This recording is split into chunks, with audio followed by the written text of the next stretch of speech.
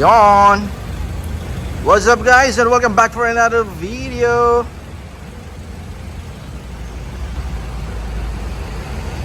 Yes, may bisita tayo ngayong umaga ng Monday. It's a Manic Monday.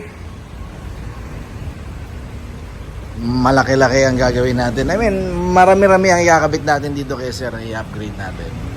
Okay, konting walk around tayo dito sa 2024. Etong gustong-gustong kulay ko. Actually sa lahat ng sasakyan eh. Team puti tayo eh, yan oh. Diba? Team puti tayo. Lalo na tong guwapo, shit. Konting walk around tayo sa setup ni Sir sa 2024 GR Sports. Na ito na yung lapad oh. Diba? Halimaw. So first, syempre ang noticeable dito, mags niya naka-lift din siya. Ang dami pinalift din siya. Naka-airsus pa yata siya. Oo. Mahaba-haba at malalim-lalim na bulsa ang kailangan natin dito. 17 or 16, hindi ako nagkakamali. Or mali talaga ako. Anong size to kayo? 17 na, rim 17 siya. Hindi lang 2 inches to sir, medyo mataas tong kanabit ni sir. Upper fender siya. Soon, yan ang gusto nating bala ko din ikabit sa Fortuner natin. So far, yun pa lang, ang interior. Yun, dito tayo sa interior lahat.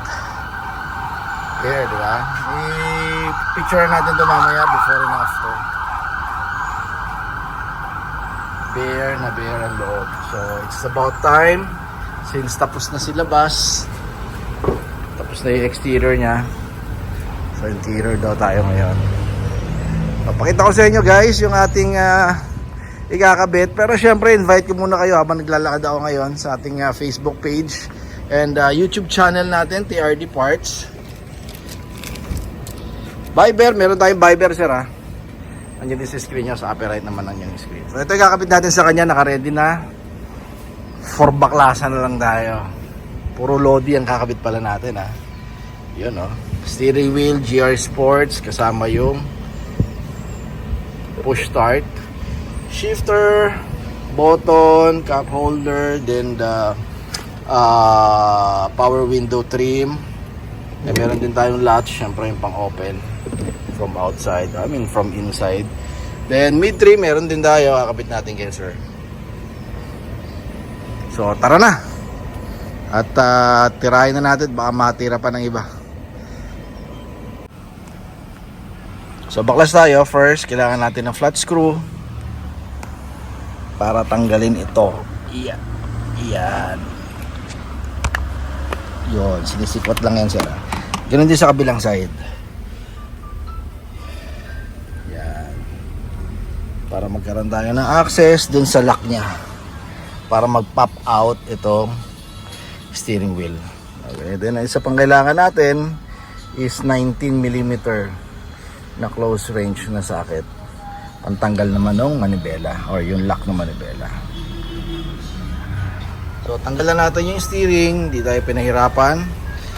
Easy peasy. Then next natin, since maluwag to, samantalahin natin. Huwag na muna natin ibalik yung, huwag natin ilagay muna yung carbon Lodi na steering. Palitan na natin yung mga trim niya at yung push start. Para samantalahin natin yung luwag ng cabin. Tanggal na natin yung sa push start o dito sa center panel niya. Kita ko lang sa inyo. Yeah.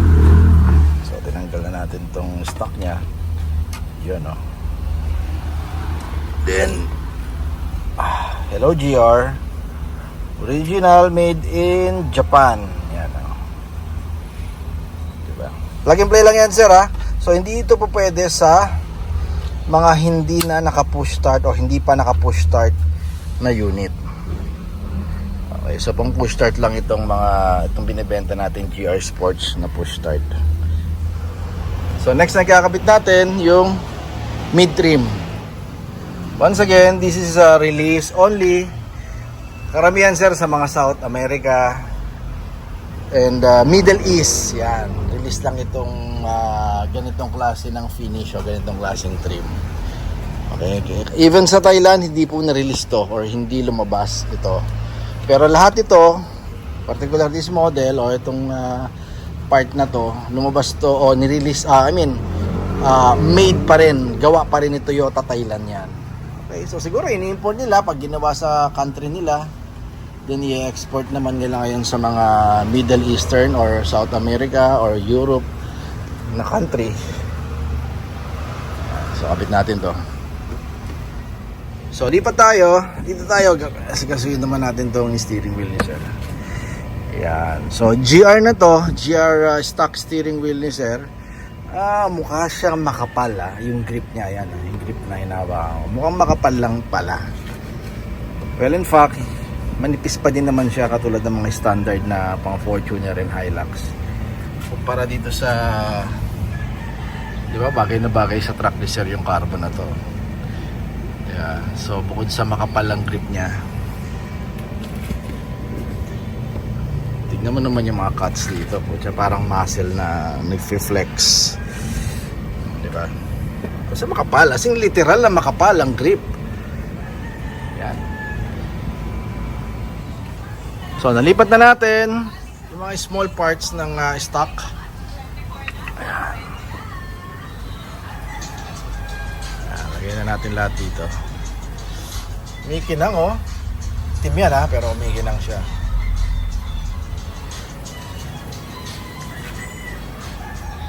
So yung mid-trim nakabit na natin. Check lang natin yung stock. Ito yung stock niya. So check nyo yung mga Hilux niya sir VG or G, V, Conquest and GRS. Magkaiba sir Ito yung stock nyo. Yan.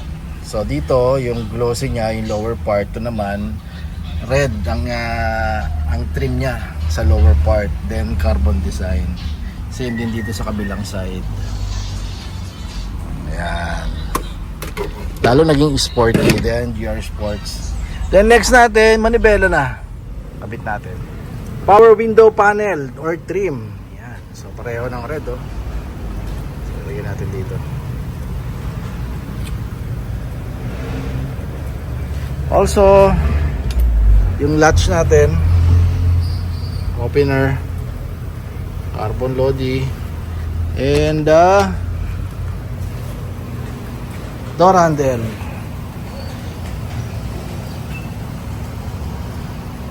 Carbon lodi. So nabaklas na natin sidings first dito sa driver side. Palitan na natin to.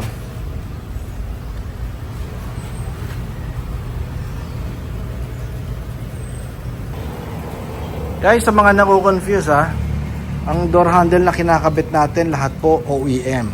Lahat po yan original parts, okay? So wala tayong kinakabit na cover lang, door handle na cover or sticker or hydro dip.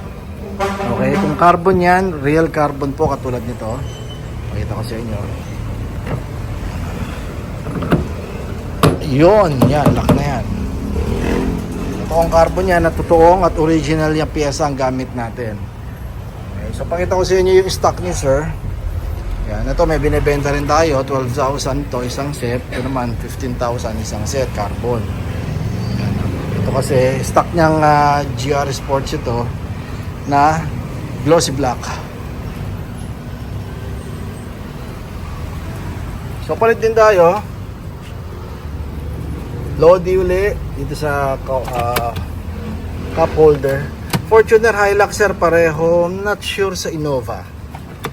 Pero 2016 hanggang 2024 Hilux Innova pareho lang ang cup holder. Yan.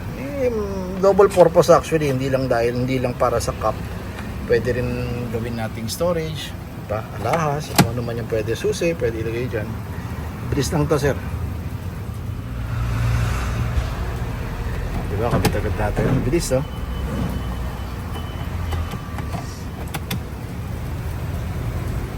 Yun! Nakaraos tayo. Mainit, So once again, this is a 2024 latest model sir ha, ng GR Sports Hilux. Ayan, di ba? Monster na monster. Carbon plain, 15,000 for this one. Soon siguro baka mag-avail din si sir nung side mirror naman na carbon din, para plain din na katulad nito. Okay, so interior tayo. Wow! Ang init masyado sa mata. Siguro dahil sa mga red, oh. Yung mga red accent na nilagay natin, di ba? Red, alam naman natin ang stock ng Conquest, ng GR Sports Hilux 2024 is red na rin ang seat belt. Yeah. So konting detalye tayo sa ating kinabit. So unahin ko na syempre ang steering wheel natin. Unang-una, ang design or ang logo natin ay laging nasa baba lang. Hindi tayo naglalagay ng logo rito. Hindi tayo nagko-customize ng merong logo dito. May logo pa rito, Baduy. Diba? Sakit na sa mata tignan. So tamang ganito lang. Makikita mo naman flat. And flat din dito. And yung may mga cuts pa siya at mga naka-flex na muscles sa gilid. Okay, so yan ang trademark ni TRD Parts. Perforated leather and Italian stitches design, which is pang racing ang datingan. Parang perforated leather din ng shifter na merong red stitches din. Di ba? So ang grip natin, unang-una sabi ko nga sa inyo, this is a monster truck. Bagay na bagay sa monster truck. Kahit sa Fortuner naman bumabagay talaga dahil sa sobrang laki. Mamaya magkaroon tayo ng outside view kung ano itsura talaga niya pag nasa labas ka naman. 30,000 for this one and 8,000 para sa multi-button panel, na which is dapat sinasama talaga dahil parang maiiwan talaga pag gagamitin pa rin natin yung stock eh. So far naman enough yung available natin stock para dito, kasi nga mahirap nga yung mahirap, hindi ganun kadalas dumarating ang stock natin ito. Okay, moving forward, meron tayo rito mid-trim na original. Ito ay mga katulad yan sabi ko kanina, nag-release lang to, nirelease lang sa 2023 yata, 2023 model hanggang sa ngayon sa mga Middle Eastern country or South America, North America. Lumabas to sa mga Hilux nila stock.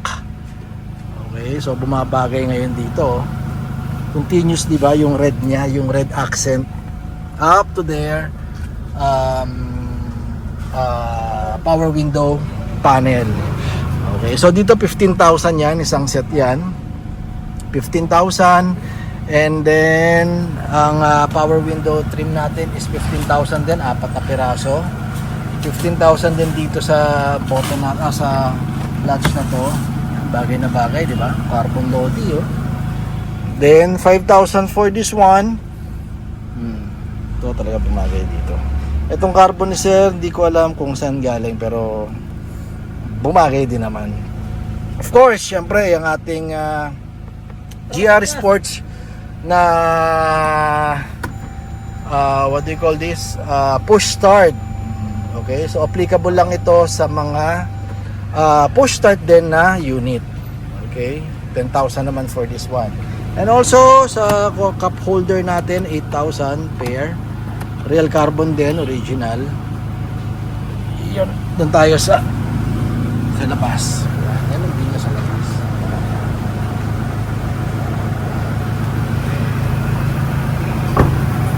$15,000 for this. Yun, mababa na yung video natin, sir. So once again, invite ko kayo sa ating Facebook and YouTube channel, TRD Parts. Viber ba, WhatsApp, meron din tayo. Sa right yung mga screen, 0917-888-1133. Yan, tawag, direct call, direct messages. Tumatanggap tayo niyan. Siyempre, pagka GR, dapat disc brake na rin na likod. Okay. Thank you kay Sir Nathaniel ng Pampanga. Pangalan pa lang ni Sir Nathaniel, Kapampangan na kagad, di ba? Pogi, oh. Thank you guys for watching. I-upload natin to soon. Alright, guwapo talaga. Keep safe, everyone. Oh, by the way, my name is Mike again. Remind mo na tayo, ha? Konting reminder lang naman. Don't settle for anything less. Just buy Toyota. Always the best. Keep safe. Bye-bye.